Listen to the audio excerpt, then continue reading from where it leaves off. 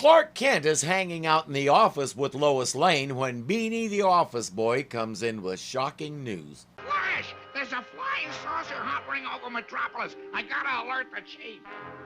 See anything, Lois? No, I'm going up on the roof. Using his telescopic vision, the disguised Man of Steel locates the alien spacecraft. Uh-oh, that saucer looks familiar. While Superman flies off to investigate, the saucer has released what looks like a giant soap bubble. I was right. It's another Brainiac. Must find a way to break through that force shield. Last time he found a way to go under it. I don't think that'll work this time. But that's okay, he has other things to think about. Jeepers, Miss Lane, I see it. I see the saucer. Oh, that's no saucer, Beanie. That's just a big blue balloon. Holy cow, it's gonna land on this roof. Watch out, Miss Lane. Gee whiz. Miss Lane, she's... Who the heck is Beanie and what is with that voice? I'm glad we don't see him very often because that sound really does grate on the nerves.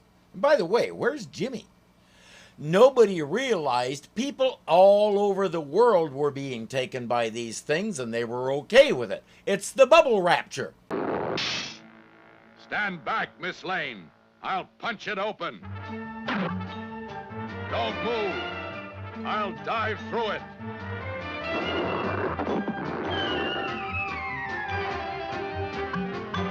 Just as it's impossible to punch your way out of a paper bag, it's impossible to punch your way out of a plastic wrap bubble, too.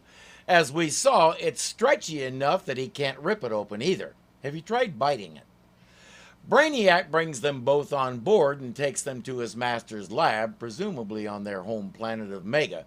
Professor Hekla's plan is the same as ever: repopulate his planet with Earth people, whether the Earth people want to repopulate it or not.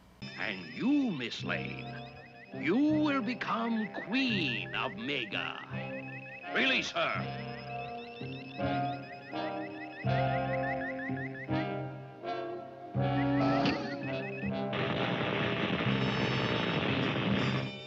So that's how you get out of one of those things. Superman is taking notes. Oh! Prepare the lady for her regal role. She and I will begin creating royalty in just a moment. Must get to that bubble disintegrator switch.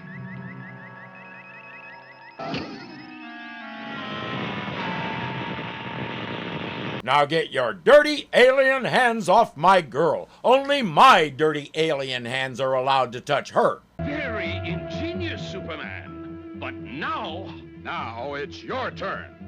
Stop! This is a shrink ray! So what? I'm no shrinking violet. Blast you, Superman! Careful now, or a big bad Brainiac might get you. Or at least step on you. Now for Lois. Hekla won't force her to be their queen against her will. He'll brainwash her into thinking it's her idea.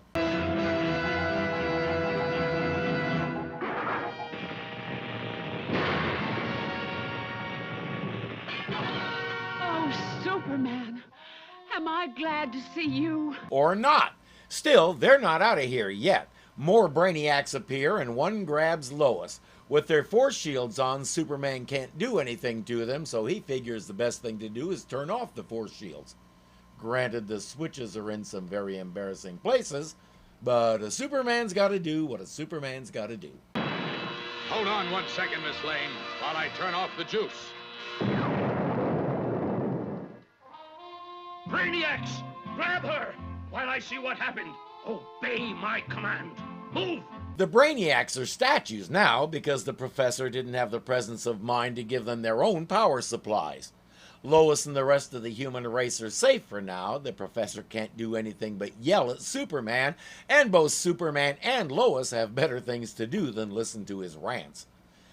This episode differs a lot from the previous one, mostly because we know who the villain is and what his motivation is.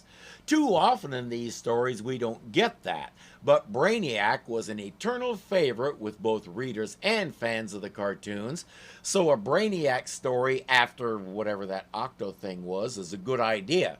And remember, they both aired within the same half-hour segment with a Superboy cartoon in between. I haven't seen the Superboy ones, but if kids weren't all that impressed with the first cartoon, there was plenty to keep them watching. And in this case, we wrapped up the week's stories with a good one featuring a known entity with known reasons for doing what he does.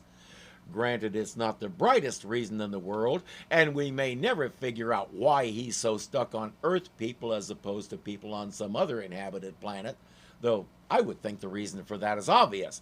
If all this stuff happened on Hurtle Burgle 4, we'd never know about it. That would mean half an hour of people wandering around doing their usual stuff and wondering what Superman is up to. And that'd be boring.